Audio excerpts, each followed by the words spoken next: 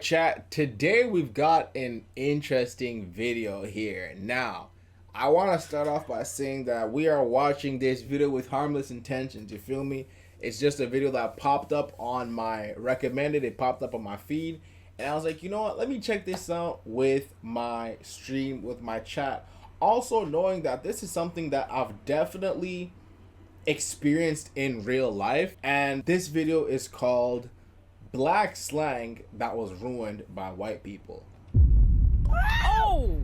Now, when I say I've experienced this in real life, I want to say that I've experienced it from all types of races, and I'm also somebody who's probably participated in it, right? Not as much anymore, but if I'm hanging around somebody and they got some type of term or they got some type of aura, they got some type of swag, the way they say something, I'm like, damn, bro, that shit sound nice, bro. I might take it. Oh! You know what I'm saying? But in recent years, I've really noticed that that's been happening a lot with me. You know what I'm saying? I just have certain ways that I speak. I have certain punchlines, certain jokes, certain things that I repeat. Or like I'll have inside jokes with certain people. You know what I'm saying? Where like something will happen between you and me, or like me and a couple people, and I'll just like come up with something on the spot and I'll name it this and woo, you know what I'm saying? And come to find out, right? I start using this is my joke, this is my thing, right? Next thing you know, I start hearing other people using my joke and shit. I'm like, damn. Oh! And at first, I used to like take that as a compliment, like, oh my God, bro, I'm really influential around this bitch, bro. This shit used to happen around school. This shit used to happen around work. This shit used to happen around like just like random communities that I'm in. I'm just walking around, I'm just looking back in pride. I'm like, bro, like this is influence, bro. Oh! But then after, I'm just like, I grew up a little bit. I'm like, damn, like y'all can't let me have my own sauce, bro. Like y'all riding too hard, bro. You know what I'm saying? I'm just like, yeah, you know what I'm saying? This is definitely something that I've noticed around people that I'm around, where it's just like, yeah, bro, like my catchphrases and my sayings get repeated a lot. And I'm like, damn, like, you know, I ain't gonna lie, I do be frustrated sometimes, because I do be working hard to like come up with my jokes and my catchphrases and shit, and just to see them get stolen and just used, and like used wrong too. Oh! Crazy, bro. Shit crazy. But anyways, man, let's not yap too much. Let's check out this video. Once again, we are watching this in good fun. We have no malicious intent. We're just checking out this video and enjoying. I'm hoping the video is coming from a trolling angle, but if they hating, it is what it is, bro. They stole from a black teenage girl and made millions. She got $30. 30! While they got rich off her words. Let me say that again. A black teenager created something in her bedroom. Billion-dollar corporations stole it, made millions selling it back to us, and threw her roughly $30. Like she should be grateful. Her name is Peaches Monroe. June 2014. She films a 6-second. Do y'all hear that? Like, I didn't even think about it like that, but do y'all hear that, bro? $30, bro. Come on, bro. Video about her eyebrows and says 2 words: on fleek. 3 weeks later, IHOP's using her phrase to sell pancakes. Taco Bell steals it. Denny's steals it. Every corporation with a Twitter account is building campaigns around those 2 words a black girl said for free. They're making millions. Peaches got enough money to maybe buy the pancakes IHOP was advertising with her stolen phrase. Feel that anger yet? Because it gets worse. Within 2 years, Peaches had to watch white people slaughter her creation. My coffee is on fleek. This parking spot is on fleek. Bro, how the fuck can a parking spot be on fleek, bro? Oh! Like, don't piss me, bro. What? This is what I'm saying, bro. This is exactly what I'm saying, bro. This shit funny though. I did my homework, so on fleek. Bro, don't do this, bro. Don't piss me off right now, bro. What does that even mean, bro? Oh my God. They grabbed her words, ran them into the ground, and by 2016, nobody could say on fleek without cringing. Peaches created something. They stole it. They profited. They killed it. She got nothing. Damn. And you know the most sickening part? This has been happening to black people for 400 years. Our music, our fashion, our dances, our words. White America runs the same con every single time. Take from black people, make millions, destroy what we created, move on to the next victim. We've been fighting this theft since before this country had a name, and they just keep getting away with it. South Carolina rice plantations, Virginia tobacco fields, Louisiana sugar estates. Enslaved Africans ripped from different parts of West Africa get forced to work side by side. Some speak Wolof, others speak Yoruba or Igbo. They can't understand each other, and the people who enslaved them don't bother creating a common language system. Why would they? These aren't people to them. They're property. So the enslaved Africans built a language themselves. They fused West African linguistic structures with English vocabulary out of pure necessity. When you have to communicate to survive, you find a way. That language has actual grammar rules. She done told you, emphasizes the action is complete and still matters.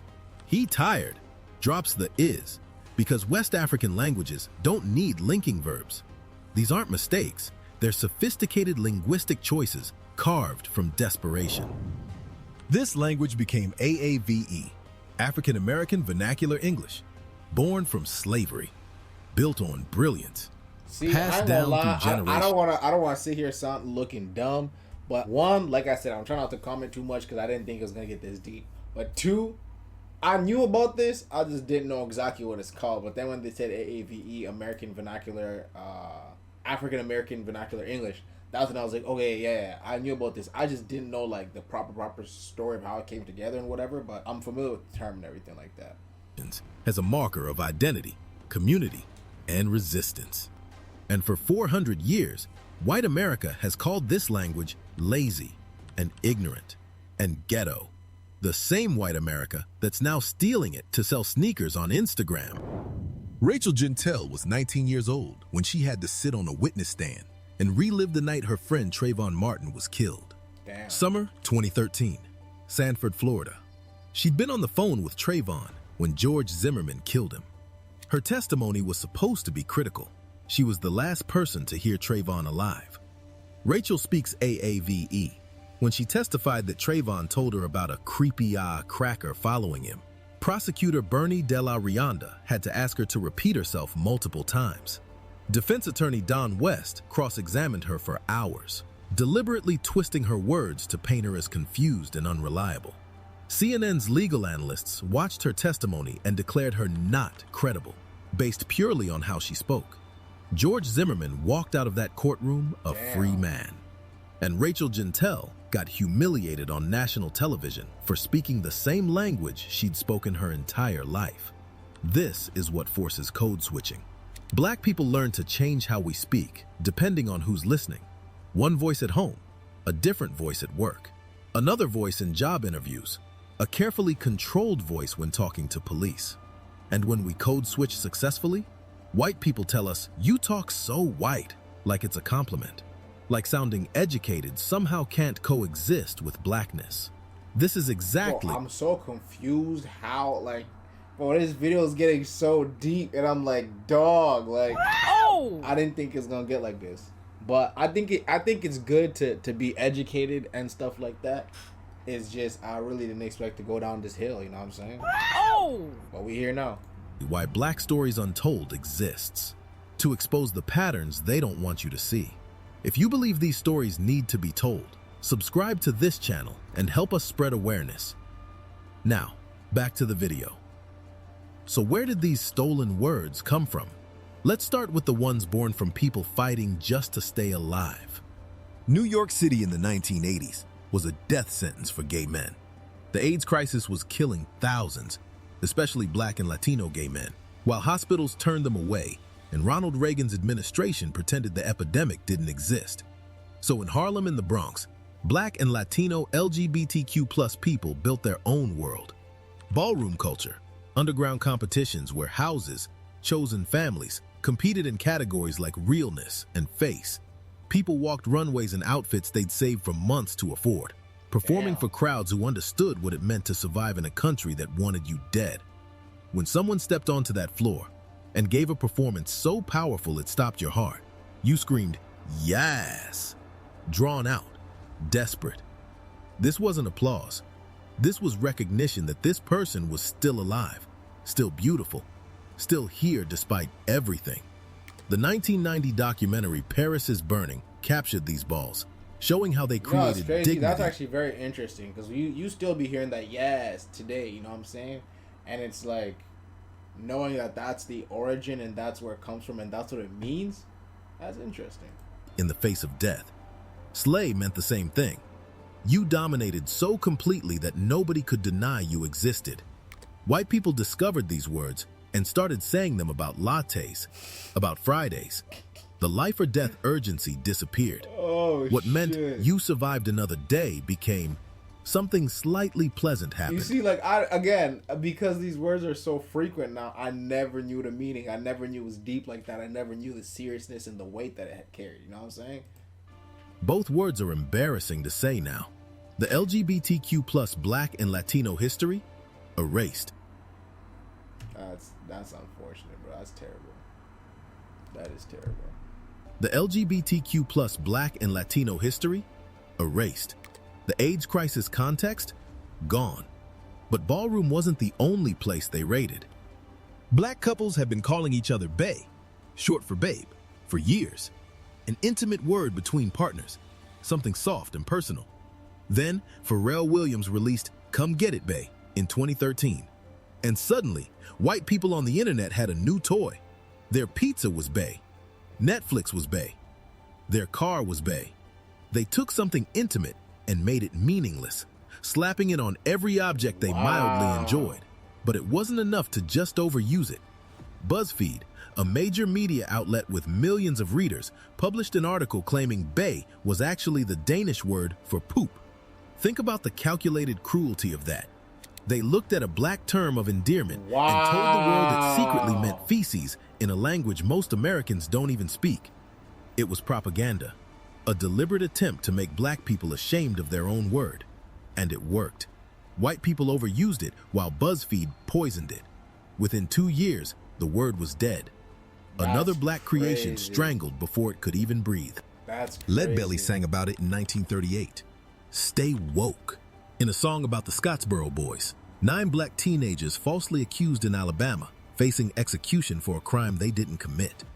Stay woke meant keep your eyes open. Watch how the system works. Understand they'll use laws to kill you if you're not careful. By the 1960s civil rights movement, stay woke was survival information black people passed to each other. Stay conscious of which neighborhoods the police target. Stay aware of how voter suppression works. Stay vigilant so you and your community stay alive. After George Zimmerman walked free in 2013, Black Lives Matter revived it. Stay woke. Pay attention to police brutality, mass incarceration, systemic injustice. Damn. Then white people started using it about gluten, about their carbon footprint. They ripped a survival tool from our hands and made it about everything except racism. Now, right-wing politicians wield woke as a weapon. They took the word we created to keep each other alive and turned it into their rallying cry against us. Fetty Wap's Trap Queen goes platinum in 2015. White people are singing along to every word, posting it on Instagram, making it the song of the summer. But they don't understand a single thing they're saying. Trap Queen has specific meaning in black communities. The loyal girlfriend helping her man cook and sell substances in the trap house. She's risking prison time. She's risking her life. She's doing this because poverty and systemic racism left them with a choice between crime and starvation. This isn't romance. It's desperation dressed up in loyalty. But white people heard a catchy melody and decided it meant supportive girlfriend. Suburban white girls teaching kindergarten, living with their parents, started calling themselves trap queens on Instagram. Wow. You're not in the trap, Ashley. You're in a cul-de-sac. Then Ed Sheeran recorded an acoustic cover. He stripped away the bass, the urgency, the street reality, turned a song about surviving poverty into something safe enough for white weddings, sanitized the struggle right out of it. They loved the aesthetic of being a trap queen without understanding or caring about the poverty, the police raids, the risk that made that phrase necessary. They turned desperation into a cute caption. In black communities, Ratchet had nuance, describing messy behavior or low-class choices with room for reclamation and humor within the community. White people took ratchet and turned it into code for black. Any black hairstyle became ratchet. Any black music became ratchet. Any black speech pattern became ratchet. A racist dog whistle allowing them to express anti-black sentiment without using explicit slurs. They could dismiss entire aspects of black culture as ratchet, then claim innocence because they didn't say the N-word. We knew what they meant. We always know. The theft wasn't limited to slang from the streets. Get top toy. She my trap queen, let it the bando. You be counting up, watch out for the bands though. 50, 60 grand, watch out for the oh. New Orleans? Yeah, I No, know she the love theft it when wasn't she limited was to slang from the damn streets. poor. New Orleans in the 1990s. Housing projects where bounce music was Nas. born. High-energy hip-hop with call and response chants. Artists like DJ Jubilee, Partners in Crime, and later Big Frida created parties where twerking was the signature move. Athletic, sensual, unapologetically black and southern. The Yin Yang Twins put it on record in 2000 with Whistle While You Twerk. For over a decade, twerking belonged to black southern culture. Atlanta's twerk teams perfected it as choreography. Then Miley Cyrus twerked at the 2013 MTV VMAs. Media outlets declared she'd brought twerking to the mainstream. Brought it. Like those 20 years of black women's culture never existed until a white woman performed it on stage. When black women twerk, we're ghetto. When Miley did it, she was edgy. Praised for the exact moves we get degraded for. They erased decades of our culture. I ain't gonna and lie. handed credit. Didn't she get cooked for this too? And I'm not trying to give her bail, but isn't this like around the time where like they casted her out, talking about some Miley is this, that, and the third. And let me see what they're saying. Twerking isn't part of hip hop. Controversial performance. I don't know, but I'm pretty sure they casted her out too. To They someone shamed who her just for it. discovered it last Like week. she was not praised. Black for this. communities used squad for years to describe close friend groups. 2015, Taylor Swift's friend group makes hashtag squad goals mainstream. Suddenly, it's treated as a brand new concept Swift's crew invented. Articles everywhere about squad goals with zero acknowledgement of black origins. Complete historical erasure. White people can take something, rebrand it, and pretend it never existed before they found it, while getting praised for the innovation. Black women use period for decades. Period with emphasis, meaning end of discussion. That's final. I said what I said. A way to shut down arguments with confidence. When a black woman says period, she's asserting herself in a world that constantly tries to silence her. She's saying, this is final. I said what I said. There's nothing left to discuss. And I'm not. This new 2025 period shit is crazy, bro. Period. Period. Nah, that shit is crazy. Backing down. That outfit is stunning. Period. Translation. I don't care what you think. This is a fact. I deserve better than this. Period. Translation. This discussion is over. I'm not negotiating my worth. Then white people discovered it on Twitter. And suddenly, they're using it for everything. I'm hungry. Period. It's Tuesday. Period. Not understanding it's meant to convey finality and confidence, not just be quirky internet speak. The power is gone, replaced by meaningless emphasis on statements that need no emphasis. Lit and fire, once reserved for genuine excellence, now slapped on spreadsheets. Whoa. Bussin' meant really good food. Nah, Now- if I seen a spreadsheet with lit or fire on it, bro, you're fired, bro. Oh! What do you mean? Now, this tap water bussin'. Vibes, actual energy and atmosphere, reduced to Monday morning vibes. Salty, specific bitter anger used for any negative feeling. Yo. Criticism for doing too much, now somehow a compliment. No cap, emphatic truth-telling. Now, I like pizza no cap, when nobody questioned you. everyone beaten into meaninglessness. Oh my God. Individual theft is bad enough, but it's systematic. Corporations pay people. I ain't gonna lie, as bad as this is kind of funny. Like just thinking about how much he's mentioned is crazy. To monitor Black Twitter and TikTok all day, hunting for the next viral phrase to steal. Fast food chains tweet an AAVE to sell tacos. Fashion brands write, "These badass Mary Janes," to seem cool. The formula? Take from Black creators, make millions, pay them zero. While IHOP profits, Black people who speak AAVE lose apartments and earn 12% less in wages. Schools suspend Black students for using their native dialect.